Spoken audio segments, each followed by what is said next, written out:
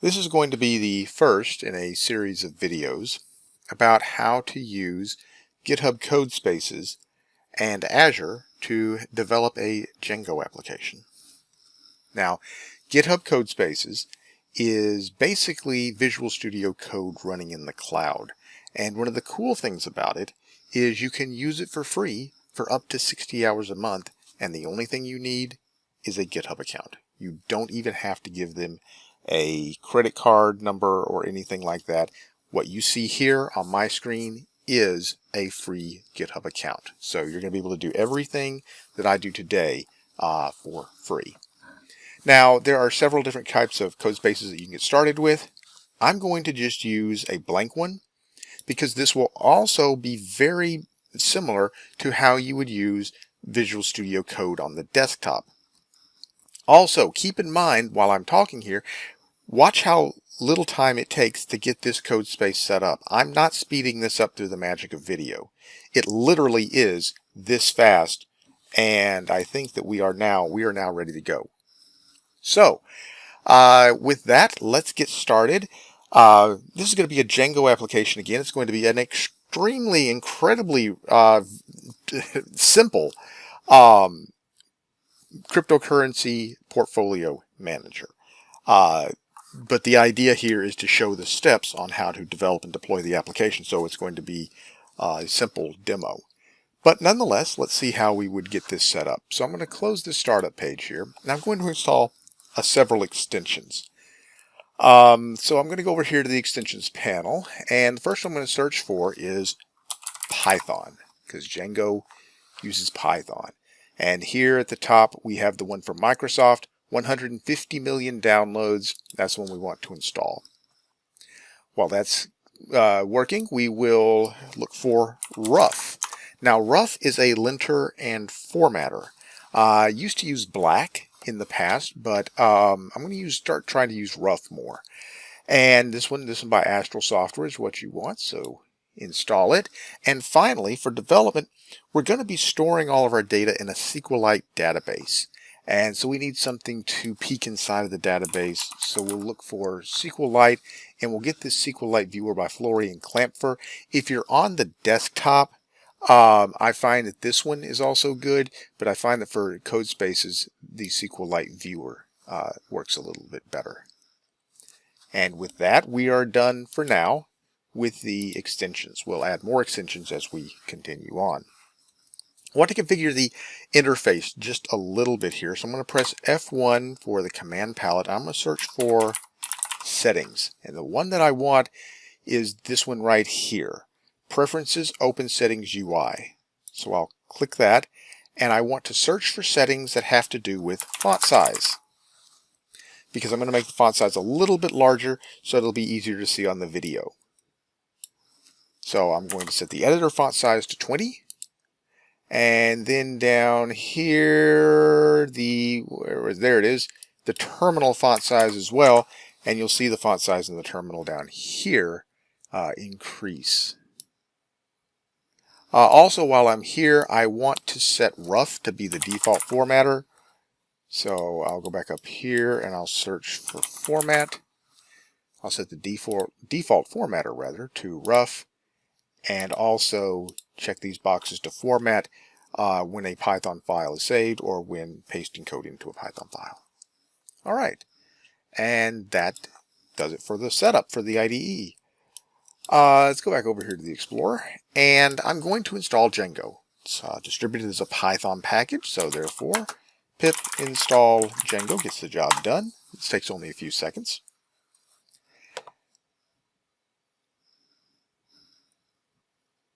And now I want to create a Django project. And a Django project is like the top level container for all the assets and code and everything. So there's this Django admin utility that's installed, and we're going to give it the command start project, give it a name. I'll use portfolio. You can also give it the name of a folder, and it'll create that folder if it doesn't exist. However, I like to create everything in the current folder. Makes things a little bit simpler to navigate. Okay, and you'll see over here that we have two items that have been created. Manage.py, this is a script with all kinds of useful commands that we'll be making quite extensive. We'll be working with it a lot. And then portfolio, this folder contains all of the project-wide configuration. Settings, we'll be using this one quite a bit, so things like databases and static files and such. And then urls.py, this is the global routing table, if you will. We'll see a little bit of that later on. But we actually have enough right now. We have a complete Django application. So what I can do is I can say Python. I can make the first use of that manage.py script and give it the command run server. Now, for right now, for the moment, ignore this error about unapplied migrations, and notice that the server is running localhost port 8000. Now, this localhost, again, this is running somewhere, localhost on a server in Microsoft's cloud somewhere. And what we want to be able to do is we want to run this in a browser locally. So instead of having to find out what the address of that server is and everything, you may have seen it disappeared now, but there was a toast notification down here that said that the port had been forwarded. And what that does, if we go over here to ports, you can see that there's a port on 8000, and we have a vanity domain here. Can I expand that? Yes, we have a vanity domain here, and I can tell it to open this in the browser, and it's going to forward to that vanity domain, and you'll see the default successful installation page for Django. So that's all you have to do to get a Django application up and running. It doesn't do very much, so let's take care of that. Let's go back over here and Control C to kill the development server. And first thing I'm going to do is I'm going to apply those migrations. And this is the command right here to do so. Python manage.py migrate.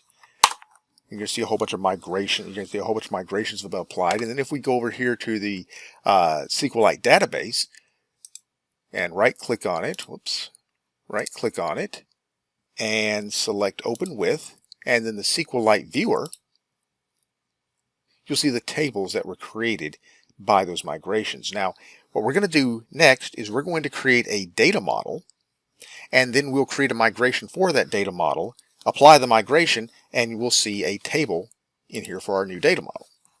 So before doing that, let's create an app. Now, an app is like a unit of functionality in a Django project. So say that you had a project that was an e-commerce store. You might have like a shopping cart app and a catalog app and a user management app or something like that. What we're going to do is we're going to have one app, and this is going to be again a Django application for a cryptocurrency portfolio management, and it's going to have one application one app called Dashboard. So to create that app, I will again manage.py start app dashboard. What you're going to see is it's going to create a folder over here for the app. Now, before going any further, we need to tell the Django project about this new app. Now, notice that this new folder that was added, Dashboard, that there's a dunder-init.py file in here. So this is a module. Inside of there is going to be a submodule called apps, and in here a class called dashboard config. This is the class that we need to tell the project about. So let's go into settings.py, and here where it says installed apps, I just need to provide dashboard.apps.dashboard config. All right, now we can add the data model. So I'm going to go into models.py. Django works on a design pattern that they call model view template, which is actually kind of a repurposing of model view controller. Basically, in model view template, the model is the same as the data model. The views in Model View Template are actually the same as a controller. In Model View Controller, it's all your business logic. And then what would be the view in Model View Controller, the presentation layer, is actually a template in Django. Same concept, different names. So in here we have this models module that we'll be making use of. But we're going to create a class that will represent a table in a database. Say class investment, and it's going to derive from this base model class. Now, every field in this class is going to correspond to a column in the database. So I'll create a coin field, and this will be, what coin we're investing in. Make it a char field, which would be like a varchar column, and I can configure this more with keyword arguments. So max length equals 64. I also want to have a quantity, so I can say models.float field, and I can give this a default value of 0. And I want a timestamp, and this will be a date time field. Now, in the case of the timestamp, it's kind of a set it and forget it type of value. In other words, we want to capture the current time at the time of the investment, and we're not going to change it. So we can make use of this convenient auto now add keyword argument, and this says automatically add the current time or now when the class is created. And this is all that we really need for the data model. And notice something. I'm going to hit Control S here to save the file. Did you see the code shift? Well, that's what rough did for us. By convention, Python style says that you should have 2 blank lines before a class definition. And that's what rough added here. Also, the blank line at the end of the file. Rough added that for us. Okay. Let's see what we can do now about creating new investments. Now, we could write out an interface ourselves. However, in this case, I'm going to use the built-in Django admin. Now, there's a little bit of configuration that needs to go into that, but let's go ahead and get that going. So the first thing I need to do is I need to create a migration to pick up this, to add a table to the database for this model. So I'm going to say make migrations. And there's going to be this migrations folder up here. And if you look inside, there's going to be this initial migration here. And it's going to create a table as a model called investment that has coin, quantity, and timestamp. Now notice something else. You may have been asking yourself when we created the data model why we didn't explicitly add an ID. That's because Django will do it for us in the migration. All right, now I can migrate this and take a quick peek inside of the database. And you'll see here is our dashboard investment table, again with the 3 columns that we specified along with the auto-generated ID. Okay, let's hook this up now to the Django admin. First thing we need to do is tell the Django admin about this model. We can do this in admin.py.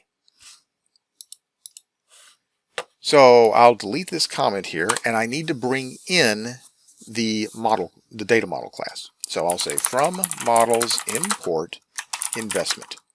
And then after that, just call admin.site.register and not admin, investment. And that's all from that side. Then I need to create a super user that I can use to log into the admin with. So let's, again, python manage.py, create super user. I typically call mine Django. Give it a somewhat secure password. Oops, that's my I should actually give it an email address first. Then a somewhat secure password. Being very careful to try to type it the same twice. There we go. Got it the first time. All right, let's keep going now. There's one other thing that I need to do here. if I haven't forgotten any steps. I think there's only one other thing I need to do, and that is a step that is specifically for Codespaces. And it has to do with the way that the port forwarding works. I'm not really going to explain it because it's kind of beyond the scope of what we're going to do today. But if you're on the desktop using Visual Studio Code, this is not necessary. In fact, I don't really know what would happen if you did this in Visual Studio Code. But you're going to go into settings.py, and up here, allowed hosts, you need to add localhost. Then you need to add another constant, CSRF trusted origins. That is a list as well. HTTPS localhost 8000. All right. And that's going to take care of some issues. You have some CSRF issues if you don't add these to your settings.py. So now I can run the server again.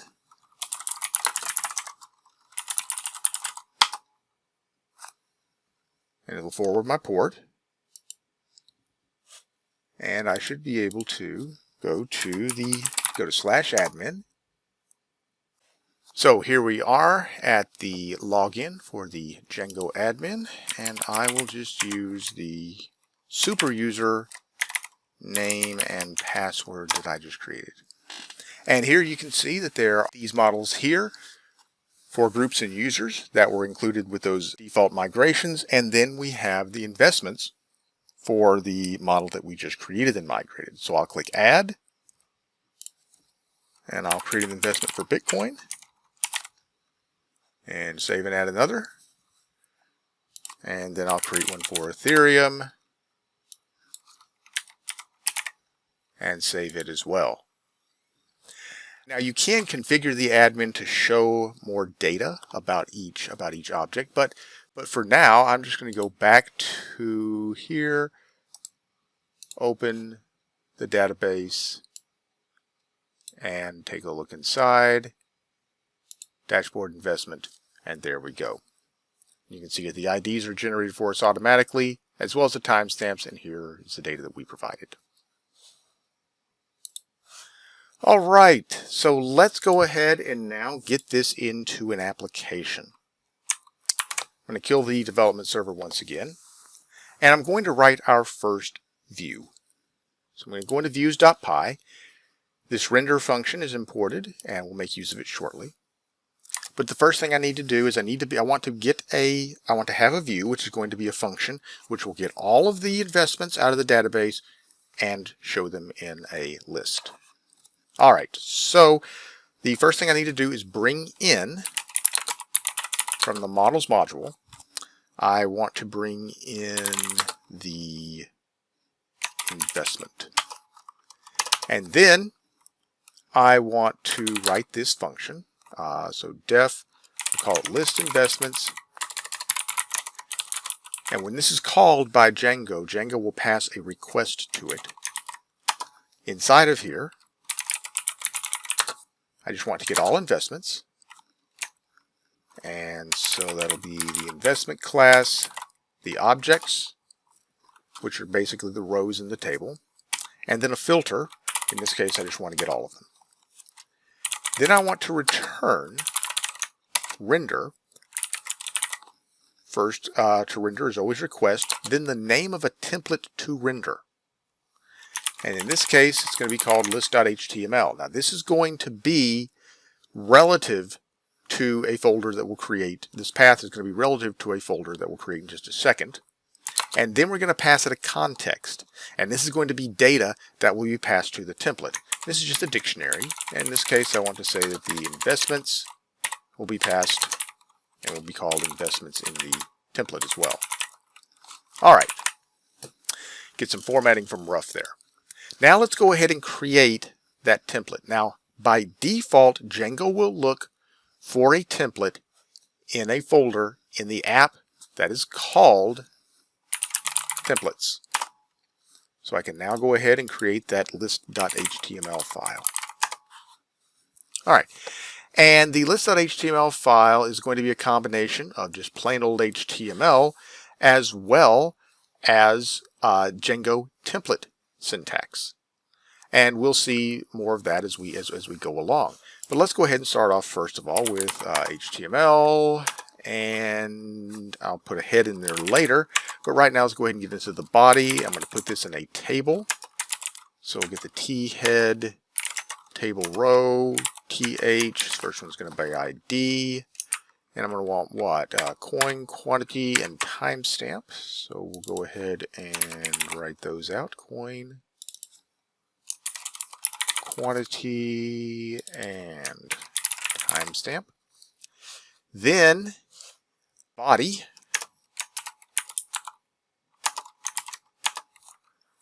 I'm going to iterate over the investments that were passed into the template.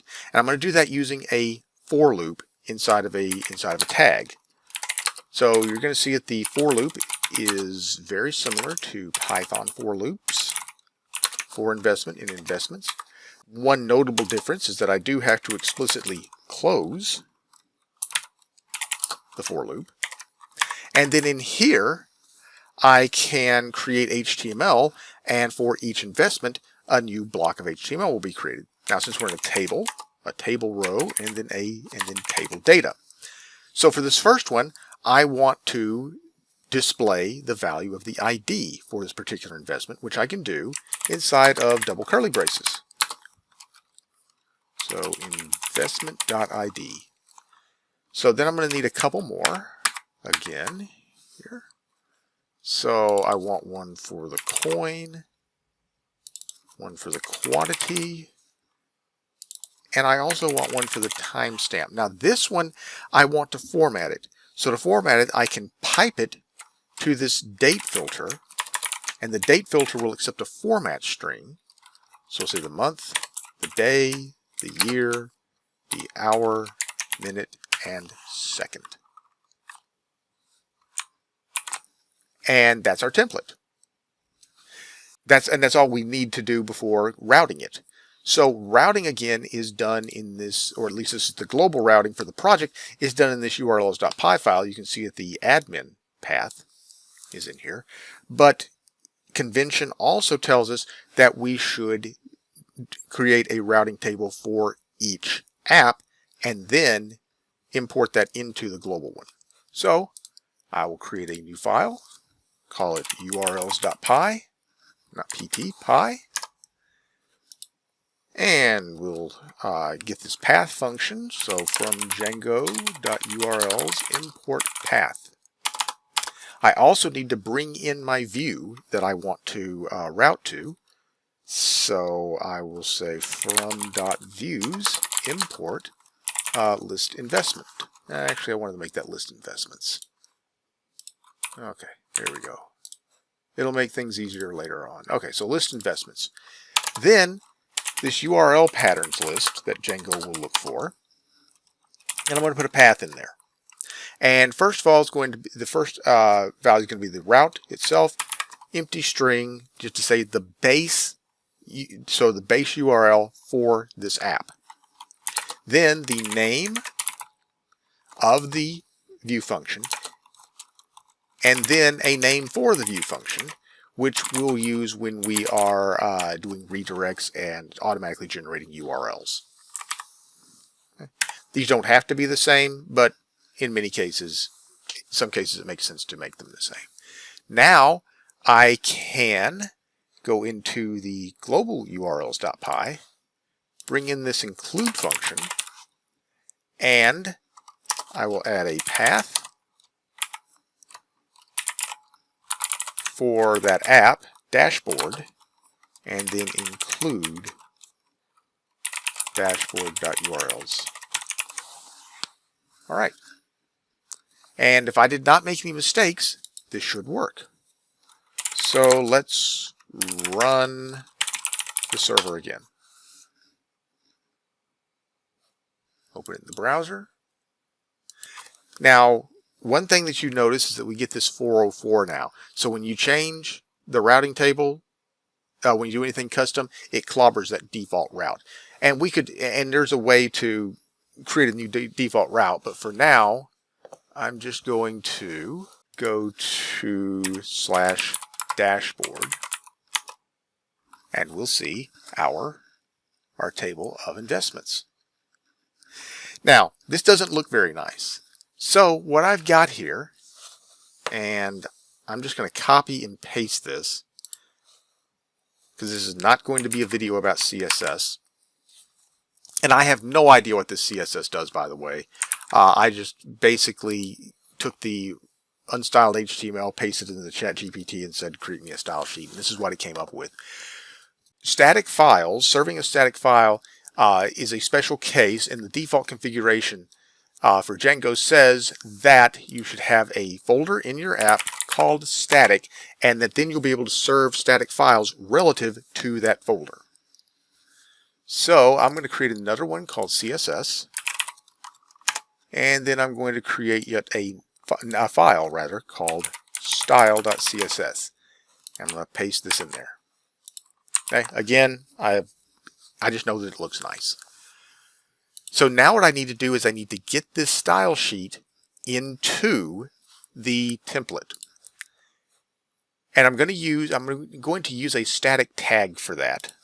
So let me just go ahead and create that real quick. So head link rel style sheet. And what I'm going to want to do is I'm going to use the static tag here to generate a URL to that file. So static, and then the URL, and then the path relative to that static folder, which is css/style.css. Okay. Now, this is not going to work unless I load that static tag up at the top. All right. I think I have to restart the server to get this to work this time. But if I refresh, there we go. And it looks so much better. Now that's enough for this video. In the next video, we will go ahead and add the rest of the CRUD. And we'll see how to create, edit, and delete investments.